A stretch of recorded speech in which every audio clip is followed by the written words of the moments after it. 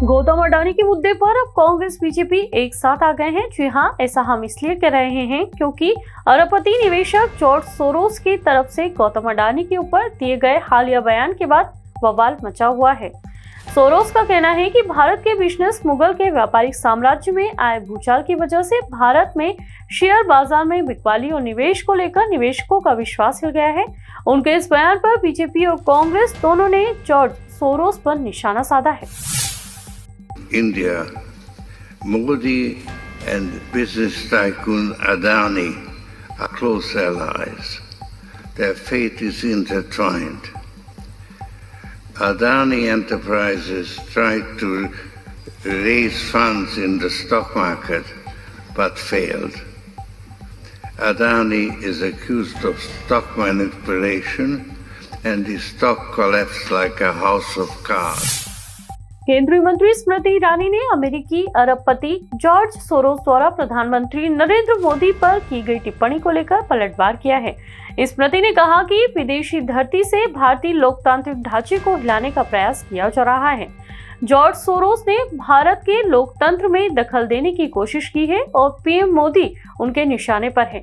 आज देश की जनता को एक नागरिक होने के नाते आह्वान करना चाहिए और इस विदेशी ताकत को जवाब देना चाहिए।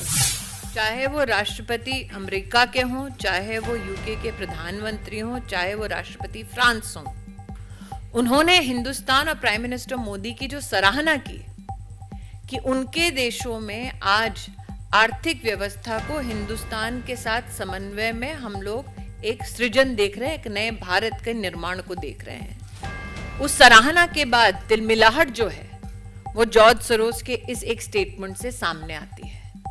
जॉर्ज सोरोस जैसे व्यक्ति चाहते हैं कि एक कमजोर देश हो जिसमें कमजोर सरकार हो, जो उनके दिशा निर्देश अनुसार चले, ये नया हिंदुस्तान है।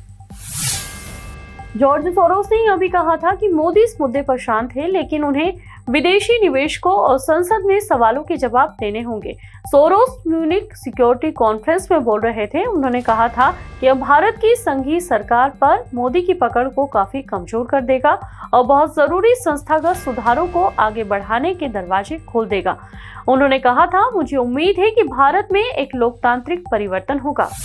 उधर कांग्रेस नेता जयराम रमेश ने भी इस मुद्दे पर जॉर्ज सोरोस को फटकार लगाई है। उन्होंने कहा, पीएम से जुड़ा अडानी घोटाला भारत में लोकतांत्रिक पुनरुत्थान शुरू करता है या नहीं, यह पूरी तरह कांग्रेस विपक्ष व हमारी चुनाव प्रक्रिया पर निर्भर है।